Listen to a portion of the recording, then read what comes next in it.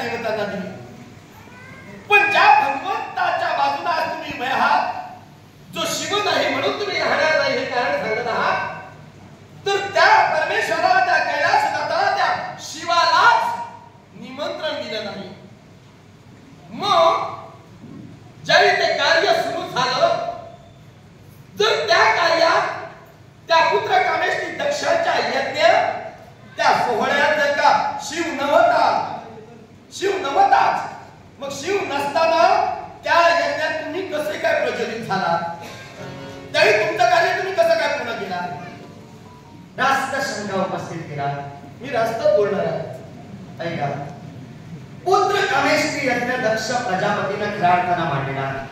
समस्त देव देवतांना तिथं आमंत्रण दिलं गेलं, पण त्या यज्ञात शिव शंभू महादेवांना खऱ्या अर्थानं निमंत्रित केलं गेलं नव्हतं. बरोबर. म्हणून त्या यज्ञात शिव शंभू महादेव नव्हते, पण त्या दक्ष प्रजापतीच्या ज्या कन्या, त्या कन्येतील शिव शंभू महादेवांची भार्या ही उपस्थित होती.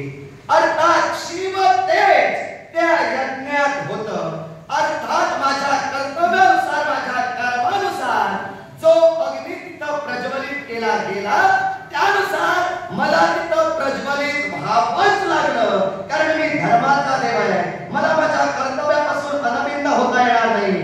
आणि म्हणूनच त्या दक्ष यज्ञात खऱ्या अर्थानं त्या पुत्र कामेष्टी यज्ञात अग्निदेव प्रज्वलित झाला. सांप्रतची परिस्थिती आणि दक्ष यज्ञाची परिस्थिती यात फार मोठा मला फरक दिसतोय. आता तो फरक कसा आहे मी तुम्हाला सांगतोय. माझ्यावर खऱ्या अर्थानं आधिपत्य, मुळात माझी जी निर्मिती झाली अग्निदेवतेची, ही कुणामुळे झाली? शिव शंभू महादेवांच्या तिसऱ्या नेत्रापासून. अर्थात शिव शंभू महादेवांच्या तिसऱ्या नेत्रातून अग्निदेवतेची उत्पत्ती झाली. या अग्निदेवतेवर रज तम सत्व या त्रयी देवतांनी जबाबदारी दिली. या त्रयी देवतांच्या आज्ञेखाली मी आहे. त्या पलीकडे जाऊन विश्वाचे सैन्य करते देवेंद्र महाराज, या देवेंद्र महाराजांच्या अधिपत्याखाली पंचतत्व पंच महाभूत कार्य तत्पर आहेत. अर्थात शिव तेज अंश रूपाने त्या पुत्र कामेष्टी यज्ञात होतं. शिवाय समस्त देवदेवतांची, शिव जरी त्या यज्ञात नसले तरी इतरत्र देवदेवतांची आज्ञा मला झाली. म्हणूनच यज्ञात जाणं मला भाग पडलं. ही त्या यज्ञाची बाजू झाली. आता काशी सोडतोय त्याची बाजू तुला सांगतोय. या विश्वात 100 योजने रुंदीची आणि 150 योजने लांबीची देवसभा, या देवसभेत ज्या देवतांनी मला सूचित केलं, काशी सोडून अग्निनारायण तू काशीतील तुझे अंश लुप्त कर.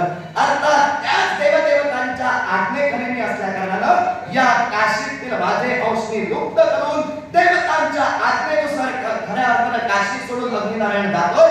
या अग्निनारायण कुठं चुकतं असं वाटतंय तुला? मग आताच बघा तुम्ही म्हणालात की दक्ष कन्या दाक्षायणी तिथे होती, म्हणजे शिव तत्व तिथे उपस्थित होतं, म्हणून तुम्ही प्रज्वलित झाला.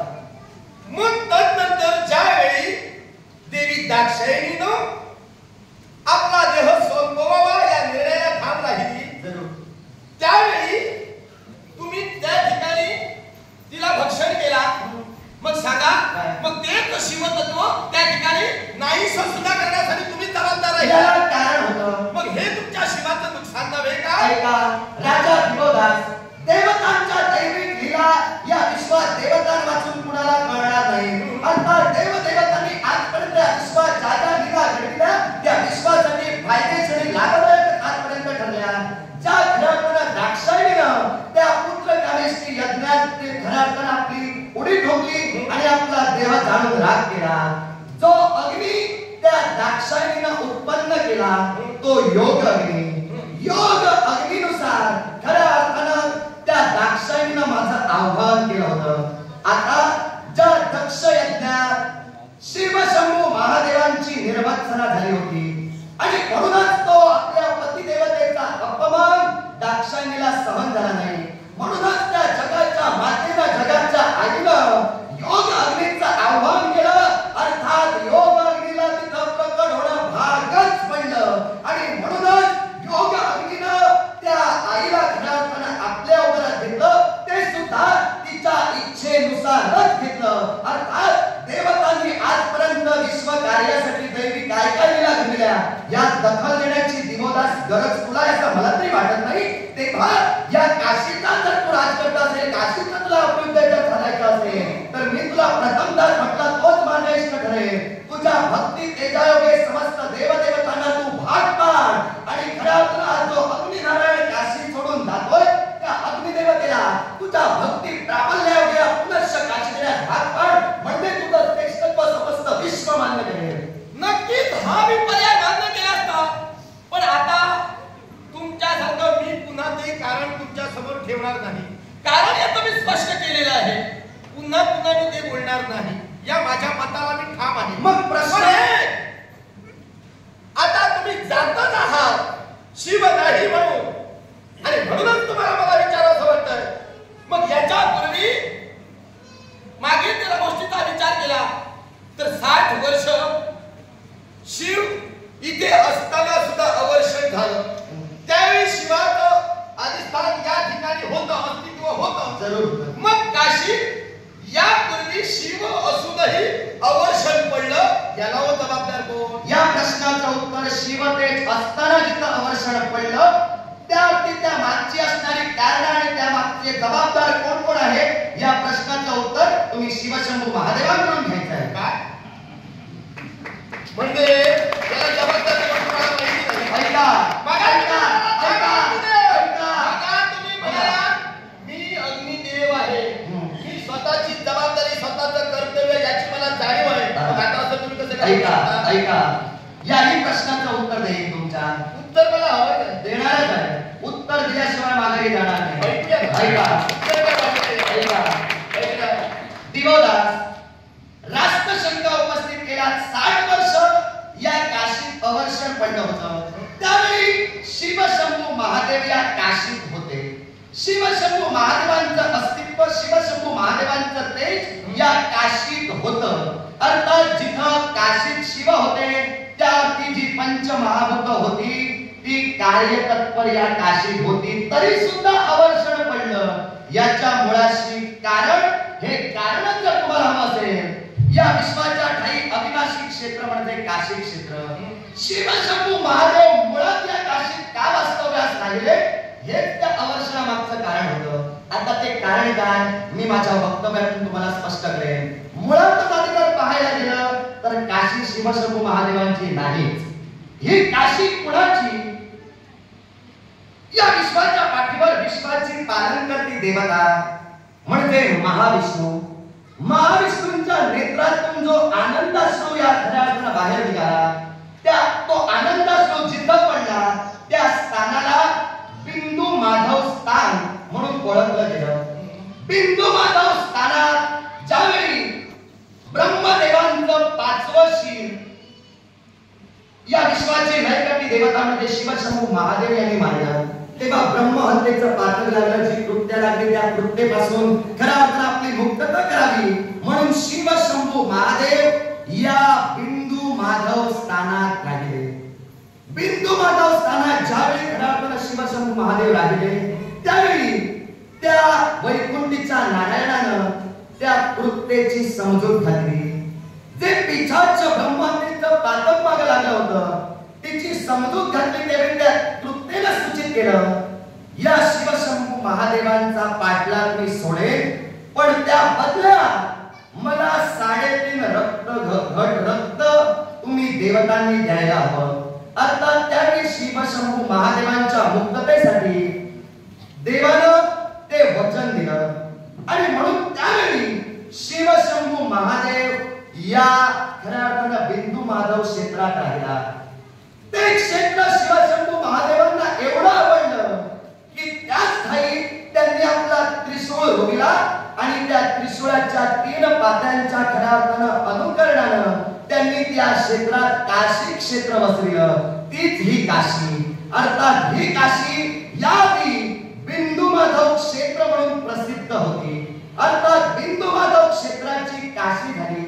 या काशी शिवशंभू महादेव असताना अवर्षण पडलं. याच्या मुळाशी असणारं कारण नीट ऐकून ठेव.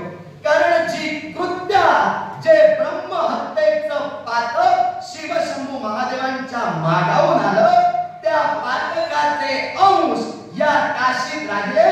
त्यानुसार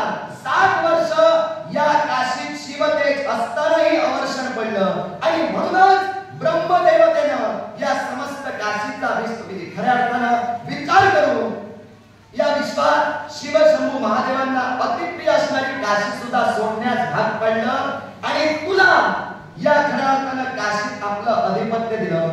म्हणून पुनश्च तुझ्या भक्ती प्राबल्य योगे ही काशी सुजलाम सुफलाम झाली आणि म्हणूनच शिवशंभू महादेवांच्या मागावून असणाऱ्या त्या कृत्येच्या त्या ब्रह्मतेच्या अंशामुळे इथं अवर्षण पडलं. हे तुझ्या प्रश्नाचं उत्तर झालं. आता माझी बाजू ऐकून घे. तरी सुद्धा अग्नी नारायण ही काशी सोडतो याच्या मुळाशी कारण एक राजाज्ञा आणि दुसरं म्हणजे ज्या शिवशंभू महादेवांपासून माझी निर्मिती झाली त्या शिवशंभू महादेवान जिथं आहे तिथंच राहावी माझी इच्छा. या दोघांसाठी काशी सोडतोय. माझा मार्ग मोकळा कर, मला जाऊ दे. आता तुम्ही म्हणालो तुम्हाला पुन्हा पुन्हा तेच बोलू. नाही माझी बाजू ऐकून घ्या, ऐकून घ्या, ऐकून घ्या, ऐकून घ्या. कारण देऊ नका. कारण तुमचं मला पटलं नाही म्हणूनच हा वाद निर्माण झाला. ऐका, जर तुमचं कारण जर मला पटलं असतं अग्निदेव तर मी सहज तुम्हाला जाऊ दिलं असतं. तुम्हाला मी देव आहे. मी माझ्या कर्तव्याला प्राधान्य देत माझं उचित कार्य काय ते पुसणार. ते तुम्हाला पटो अथवा न पटो त्याच्याशी माझा काही संबंध नाही असं म्हणू नका. अग्नीचा आणि माणसाचा जर संबंध आहे पंचमहाभूत जर माणसात आहे तर संबंध नाही म्हणू नका. ऐकून घे. संबंध तुमचा आमच्या माणसाशी आहे. दिवोदास संबंध आहे. तुम्ही मला कृत्येची बाजू सांगितला. कृत्येचा म्हणे लवलेश राहिला म्हणून वर्षण पडलं. हे काय झालं माहितीये का? जे तुमच्या अंगावर येऊ लागलं ना ते तुम्ही दुसऱ्याच्या शिंगावर टाकला आणि तुमची बाजू तुम्ही मारला. अहो अग्निदेव, ज्यावेळी शिव होते मी तुम्हाला या काशीचा अधिकारी कोण म्हणून विचारलं नव्हतं. जे तुम्ही वैकुंठीच्या नारायणाला पुढे दिला तो प्रसंग सांगितला. गरज नाही त्याची मला गरज होती, अपेक्षा होता, अपेक्षित उत्तर होतं. पण तुम्ही मला एकेरी नावानं बोलात निर्णय. तुम्ही अग्नितत्व आहात, देवतत्व आहात. मी तुमच्याशी कसा बोलतो कसा चालतो हे विसरता की का? मी देव आहे. मी सुद्धा वैकुंठीच्या नारायणाचा अंश आहे. एकेरी नावानं तुम्ही मला सुद्धा संबोधण्याचा अधिकार तुम्हाला नाही. हे प्रथम मी तुम्हाला सूचित करू इच्छितोय. राजा दिवोदास, या विश्वाच्या पाठीवर जो राजकर्ता राजा आसनावर बसतो तो वैकुंठीचा नारायणाचा अंश म्हणून खऱ्या अर्थाने जगविख्यात होतो. अर्थात तुझ्यात वैकुंठीचा नारायणाचा अंश आहे हे तू मला सांगण्याची गरज नाही. अवर्षणच्या नारायणाला तुम्ही एकेरी संबोधणार का? अवर्षण का पडलं याचं उत्तर देण्यासाठी तुम्ही एकेरी नावानं संबोधणार का त्या राजाला? ऐका, तू राजा आहेस. वैकुंठीच्या नारायणाकडे जाऊ गेल्यानंतर वैकुंठीच्या नारायणाचा जो मान आहे तो अग्निदेव देणार. अर्थात तिथं तुझ्यापेक्षा तरी अग्निदेव निश्चितच श्रेष्ठ आहे आणि म्हणूनच तुला एकेरी नावाला हात मारण्याचा मला अधिकार पोचतोय म्हणून मी हात मारली. जर समजा ऐकून घे, जर समजा मला अधिकार पोचत नाही असं तुझं मत झालं तर त्या मागं माझ्यावर जे आता प्रसंग येतील अग्निनारायणात म्हणजे खऱ्या अर्थानं तुझ्यात विष्णू तत्व आहे. त्या विष्णू तत्वाला एकेरी नावानं अग्निदेवतेला संबोधलं. आता माझ्यावर जे प्रसंग आहेत ते भोगायला मी तयार आहे. याचा तू विचार करू नको. नाही, ही तुमची मनाची तयारी आहे ही मला दिसते ना. तुमच्या या कुटुंबाला जर पाहिलं तर याची तयारी पूर्णपणे तुम्हाला आहे. पण ते कारण तुम्ही त्या कृत्येचा सांगितलं लवलेश हे मला पटलं नाही. कारण ऐका, आता कारण मी सांगणार ते का पटलं नाही. कारण याला खरे जबाबदार होते कोण? शिव या काशीत असताना सुद्धा अवर्षण पडलं. याच्या पूर्वी अधिकार होता महाविष्णूंचा, तो नको, तो गरजेचा नाही. पण शिव असताना सुद्धा 60 वर्ष जर अवर्षण पडलं तर याला जबाबदार कोण? तुम्ही जबाबदार आहात. म्हणून मी हा आरोप केला. तुझ्या मताला मी जबाबदार असे नाही. अर्थात राजआज्ञेची 15 माझ्या अवतीभोवती आहे. अर्थात त्या 15 पाळत मी ही काशी सोडणार. तुम्हाला अडवण्याची गरज नाही. जबाबदार आहे की नाही हे सांगणे तुम्हाला. सत्ता आणि राजआज्ञा माझ्या समोर तुम्ही करू नका. कारण त्याच ठिकाणी मी सुद्धा वावरतोय. मी सुद्धा जोपासतो. जर त्या ठिकाणी लावणार असशील तर वास्तविक तुझ्या हे लक्षात घ्यायला हवं. राजआज्ञेचा अवहेळ करणं म्हणजे काय? त्या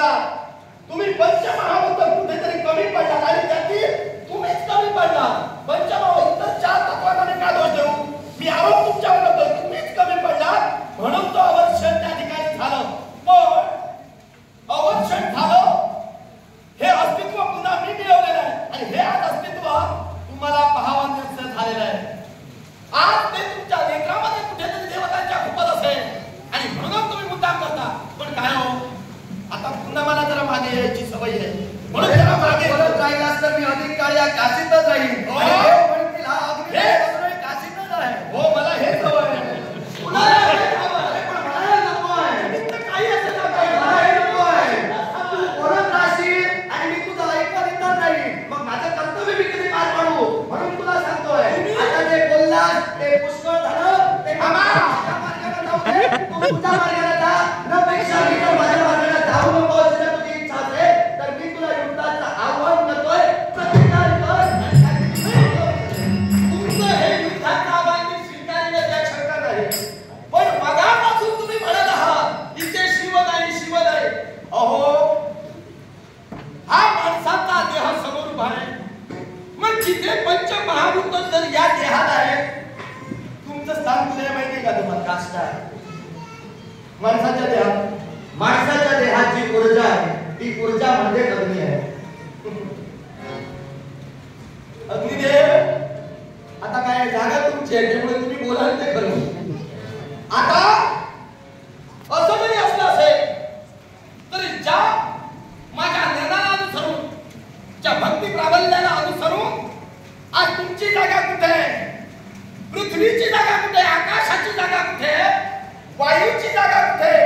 आणि जलाची पाण्याची जागा कुठे आहे? माणसाच्या देहात. हे मी जाणतोय. तुम्ही सहज बोलला माणसाच्या अंत्येष्टेची ऊर्जा म्हणजे अग्नी होय. अहो माणसाच्या या कर्णांद्रिया आकाश आहे. माणसाच्या या नाकामध्ये पृथ्वी आहे. माणसाच्या या रसवंतीमध्ये जल आहे. माणसाच्या स्पर्शामध्ये वायू आहे. आणि अग्निदेव तुमचं वास्तव्य आहे ते या माणसाच्या नेत्रात आहे. त्यामुळे तुमची जागा तुम्ही ठरवून उपयोग नाही. ती आमच्याकडे आम्ही ठरवणार नाही. कशी काय म्हणजे जागा कोणाची? जागा तुमची असली तरी स्थान माझं आहे. हो ते जागा कोणाची? तुम्हाला आम्ही दिलेली आहे. तुम्ही कसं आमच्या नेत्रात तुम्ही आहात. माणसाच्या नेत्रात तुम्ही आहात. त्यामुळे राजा आम्हाला माहिती आहे. मानव आहे तो. सर्वसामान्य एक मानव. हा देह कुणी घडविला? देवतांनी घडविला. तेव्हा देवतांसमोर कितपत बोलावं? देवतांची स्थानं कुठे आहेत हे सामान्य मानवाला सांगण्याची गरज नाही. मी पुन्हा पुन्हा तुला सांगतोय तिथं अधिक वेळ होतोय. जिथं शिव नाही तिथं अधिक वेळ मला थांबायचं नाही. तू मला थांबा म्हणतोय. थांबा. मुख्य पाऊल ठेवू नको. मुख्य पाऊल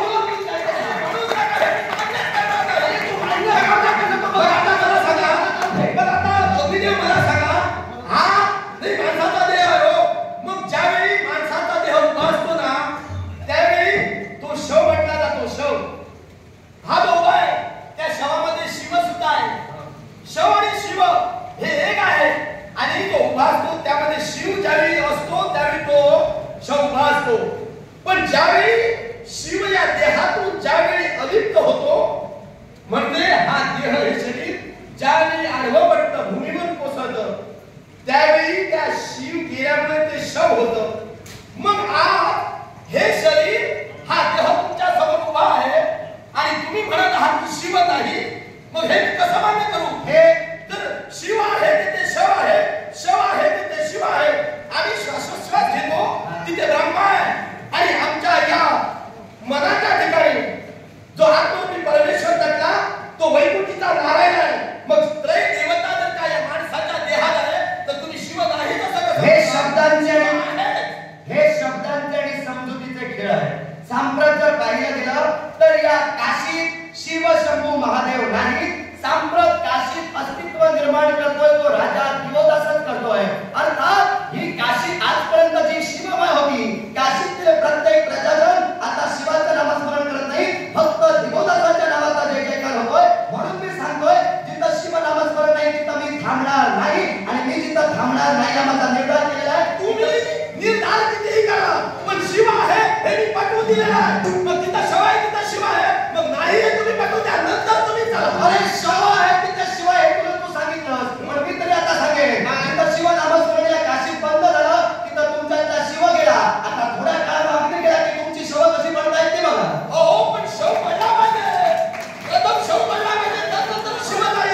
शव तिथं पडला नाही तिथं शिव कुठला नाही. आता अग्नी शिव आहे त्या. आता अग्नी गेला की तुला समजेल तुझा शव कसा पडतोय तो. मग तुला समजेल अग्नी नारायण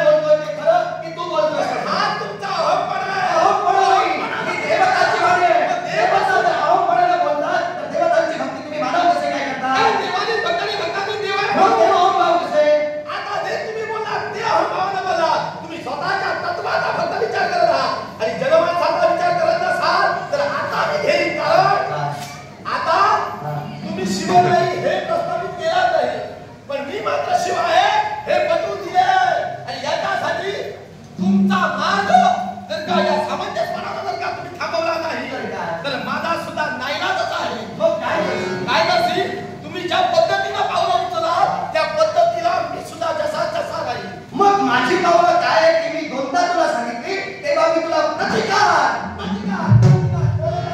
हेच तुला हवं.